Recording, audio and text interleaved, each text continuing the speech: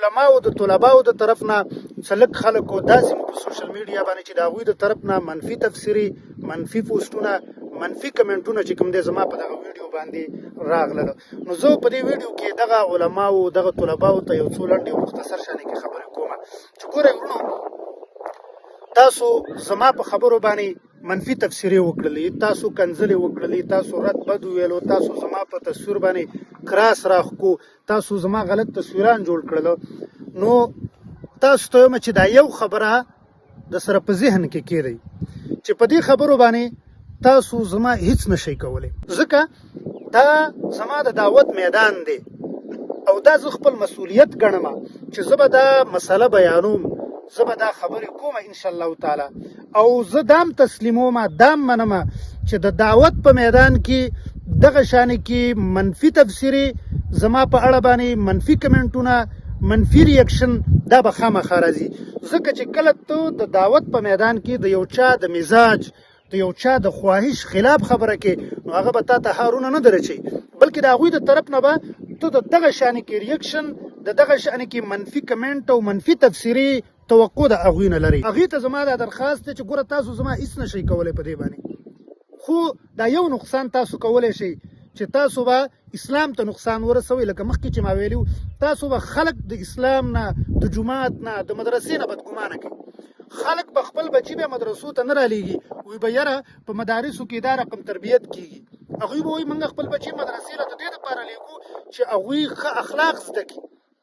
او هغوی چې کوم دی د مدرسو نه راوځي هغه به خلکو ته کنځلې کوي په سوشل میډیا باندې. نو ګورئ تاسو مهرباني وکړئ په دې باندې تاسو یوازې اسلام ته جومات ته مدرسې ته نقصان رسوئ. نن تاسو سوشل میډیا باندې وګورئ چې کوم سیکولران دي کوم لیبرالان دي د هغوی توجه ټوله چې کوم دی په دې قضیه کې د ملانو طرف ته راوښتې ده، د اسلام د سپېڅلو مقدساتو طرف ته راوښتې ده، او هغوی له داسې یو موقع په لاس باندې ورغلي ده. هغوی کوشش دا کوي اوس چې عام خلک قانع کړي په دې خبره باندې چې وګوره په مدرسه کې په جومات کې زمونږ بچو له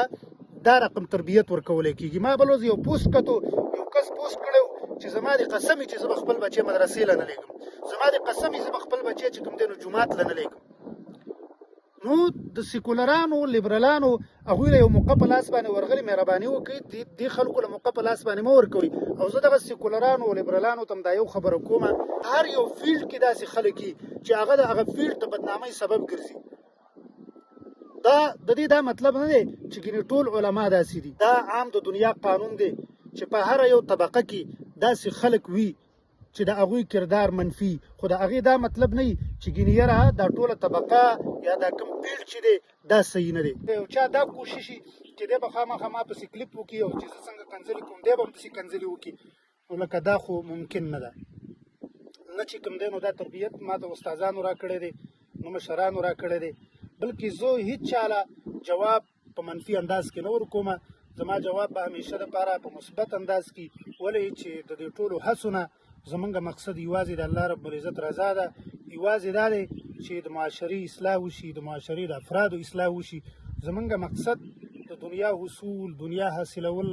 دا نه دي، نه الحمدلله زمونږ مقصد چې کوم دی نو دا عارضي شهرت دی، دا د یو څو ورځې دا د کمعقل سړي کار دی چې یو سړی عارضي شي له ترجیح ورکوي په دایمي شي باندې. زمونږ الحمدلله نظر په هغه دایمي شي باندې دی چې هغه د الله رب العزت رضا ده، د هغې چې کوم ثمرات دي کوم نتایج دي هغه به دایمي انشاءالله تعالی. او د شهرت یا د نورو داسې خبرو چې کوم ثمرات او کوم نتایج دي دا عارضي دي، دغې له موږ ترجیح نه ورکوو. نو انشاءالله تعالی زما جواب دا به همیشه په مثبت انداز کې په ناصحانه انداز کې به وي. که تاسو اختلاف لرئ تنقید کوئ په یو چا باندې، په ما باندې کوئ، زما سره اختلاف لرئ په مثبت انداز کې ولرئ. تاسو په دغه منفي انداز کې چې کوم اختلاف زما سره لرئ په دې کې تاسو زما هیڅ نقصان نشئ کولی. البته د یو نقصان احتمال شته دی چې ستاسو د دغه گفتار د وجې نه د دغه انداز د وجې نه اسلام ته نقصان ورسي، اسلام مقدساتو ته نقصان ورسیږي، او خلک د مدارسو نه د مساجدو نه د دیني مراکزو نه بدګمانه شي. واخر دعوانا.